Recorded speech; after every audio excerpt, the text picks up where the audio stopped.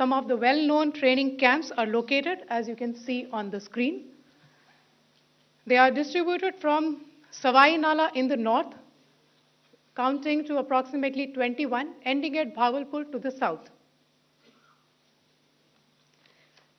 इन लक्ष्यों का चयन विश्वसनीय इंटेलिजेंस सूचनाओं के आधार पर हुआ ताकि आतंक गतिविधियों की रीढ़ तोड़ी जा सके और यह खास ध्यान दिया गया कि निर्दोष नागरिकों और सिविलियन इंस्टॉलेशन को नुकसान न पहुंचे.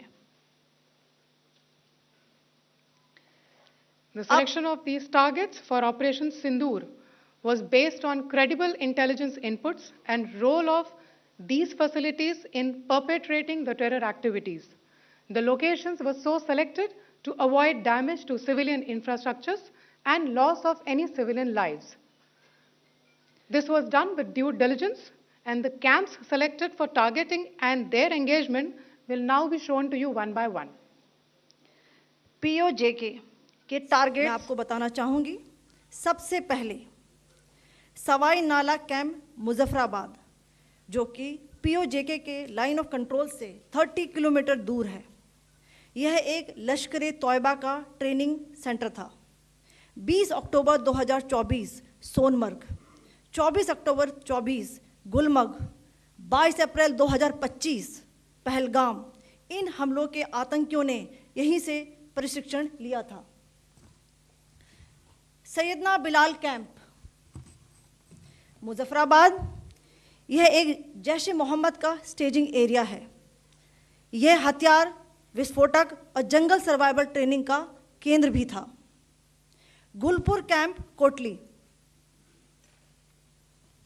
यह LOC से 30 किलोमीटर दूर था. लश्कर तोयबा का बेस था जो रजौरी पुंछ में सक्रिय था. 20 अप्रैल 2023 को पुंछ में और 9 जून 2024 को तीर्थ यात्रियों के बस हमले में यहीं से आतंकी को ट्रेन किया गया था.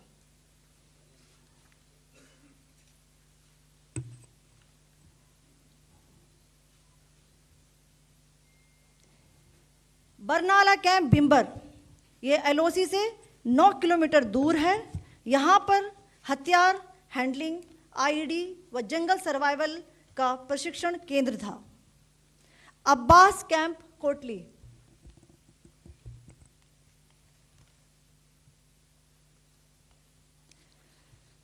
यह LOC से 13 किलोमीटर दूर है.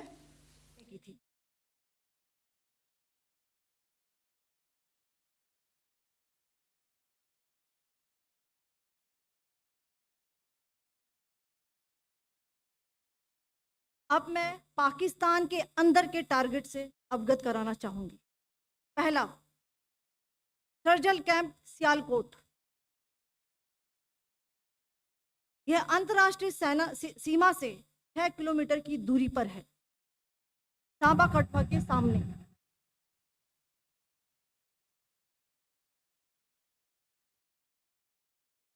मार्च 2025 में जम्मू एंड कश्मीर पुलिस के 4 जवानों को जो हत्या की गई थी, उन आतंकवादियों को इसी जगह पर ट्रेन किया गया था. दूसरा, महमूना जाया कैंप सियालकोट, यह 18 से 12 किलोमीटर IB से दूर था. हिजबुल मुजाहिदीन का बहुत बड़ा कैंप था. ये कठुआ जम्मू क्षेत्र में आतंक फैलाने का नियंत्रण केंद्र था. पठानकोट एयरफोर्स बेस पर किया गया हमला भी इसी कैंप से प्लान और डायरेक्ट किया गया था. मरकज ताइबा मुरीद के, यह IB से 18 से 25 किलोमीटर दूरी पर है. 2008 के मुंबई हमले के आतंकी भी यहीं से प्रशिक्षित हुए थे. अजमल कसब और डेविड हेडली भी यहाँ ट्रेन हुए थे.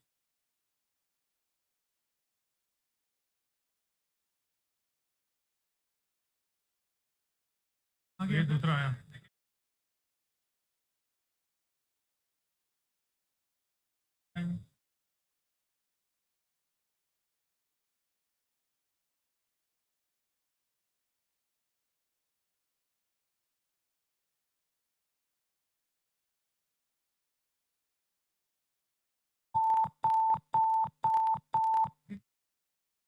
enclosure same ही है. Just hit the target.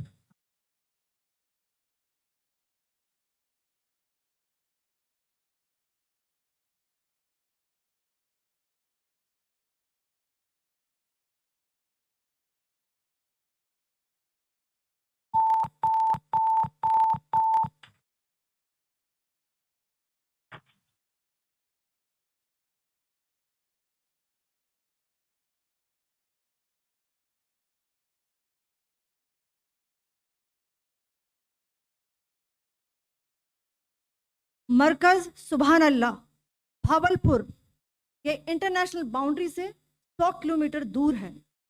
Jaish ए मोहम्मद का मुख्यालय था. यहाँ पर रिक्रूटमेंट, ट्रेनिंग व इंडोक्ट्रिनेशन का केंद्र भी था. शीर्ष आतंकी अक्सर यहाँ आते थे. मैं आप सबको बताना चाहती हूँ कि किसी भी सैन्य ठिकाने का निशाना नहीं बनाया गया और अभी तक किसी तरह की नागरिक क्षति की रिपोर्ट नहीं है. धन्यवाद. जय Hind. The strike on the terror camps were undertaken through precision capability, as shown to you. A niche technology weapons with careful selection of warheads was ensured